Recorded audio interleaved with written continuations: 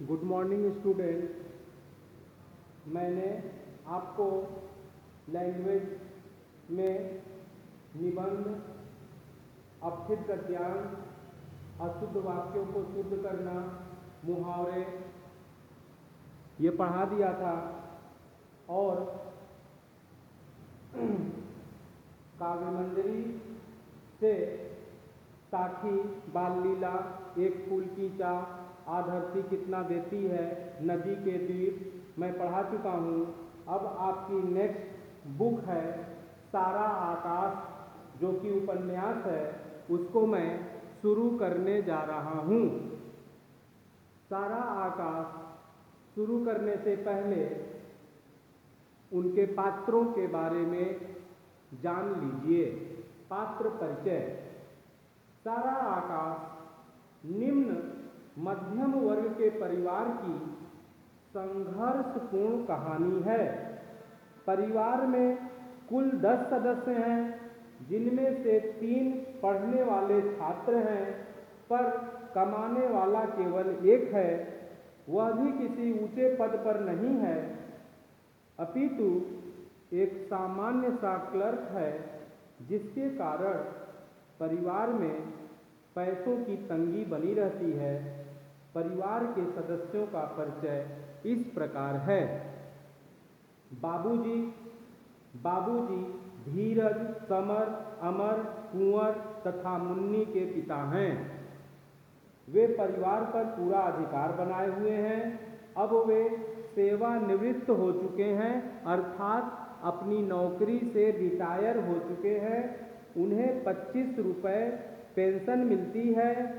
परिवार के मुख्य फैसले वे ही करते हैं। जाति से वे ठाकुर हैं। धीरज का विवाह हो चुका है, मुन्नी का भी विवाह कर दिया है, पर अपने पति के अत्याचारों से परेशान होकर वह भी पिता के घर वापस आ गई है। ठाकुर साहब ने बेटी की शादी में कुछ कर्ज लिया था।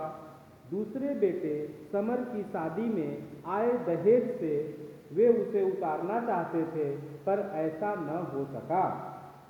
दूसरा पात्र है अम्मा।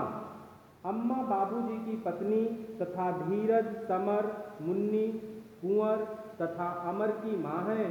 वृद्धावस्था के कारण उनका शरीर जर्जर हो गया है, इसलिए वे चारपाई पर बैठकर माला जपती रहती हैं।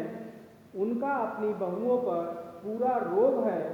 छोटी बहू के आने से पहले बड़ी बहू घर का सारा काम करती थी और रात को अम्मा के पैर भी दबाती थी।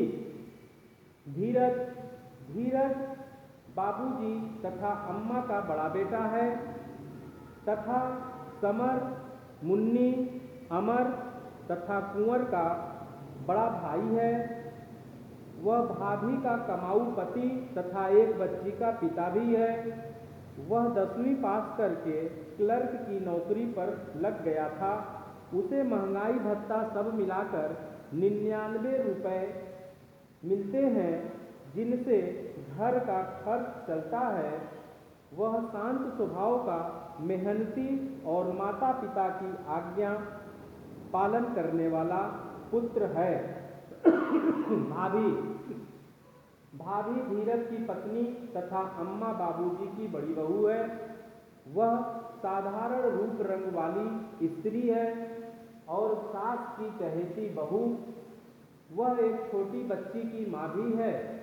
पूरे परिवार में क्या हो रहा है, कैसे हो रहा है, वह इस बात का पूरा ध्यान रखती है।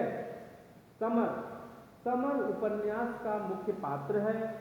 वह धीरज का छोटा और अमर, कुंवर तथा मुन्नी का बड़ा भाई है। वह इंटर में पढ़ रहा है। पढ़ाई में वह बहुत तेज है, इस कारण परिवार को उससे बहुत आशाएं हैं। प्रभा नाम की एक सुंदर सुशील बूढ़ी लड़की से उसका विवाह कर दिया जाता है।